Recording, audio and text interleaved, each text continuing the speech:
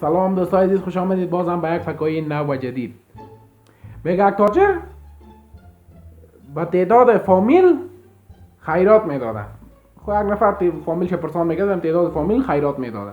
خو یک نفر استاد که پرسان کرد گفت که در فامیل چند نفر هستی؟ این نفر گفت 3 نفر. گفت نامایشان نشته کرد که خودم بنده و این جانب. از این معلوم میشده که هیچ فامیل نداشته. میگه یک نفر در داخل مسجد دعا میکنه میگه خدایا ما از تو نه موتر میخوایم نه پیسه میخوایم نه خانه، میگه فقط جایشو به من نشان بده من میرم خدا میگیرم.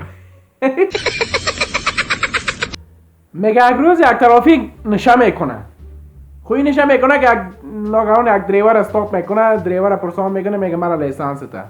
خوی دریور میبینه که ترافیک نشست، با جای لیسانس یک آینه رو میدادش. میگه این آینه رو کسایی میکنه؟ پس آینه رو برش میده. میگه بسیار زیاد ببخشی من نفهمیدم که تو هم ترافیک هستی. میگه چند تا دختر در بین هم میرقصیدن دیگه، رقص کرده رای بودن که در بین از یا یک پیرزن هم بودن.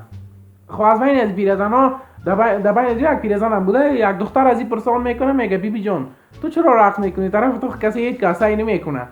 بی چی میگه خیر از دخترم من به خاطر رضای خدا رقص میکنم. میگه یک دختر پدرنگ از نامزاد خود پرسان میکنه میگه عزیزم امی شباهت ما و آفتاب چی است؟ میگه عزیزم هیچ کدام شباهتی نداره، به خاطر که طرف هر دوی یکسان سعی کرده نمیشه.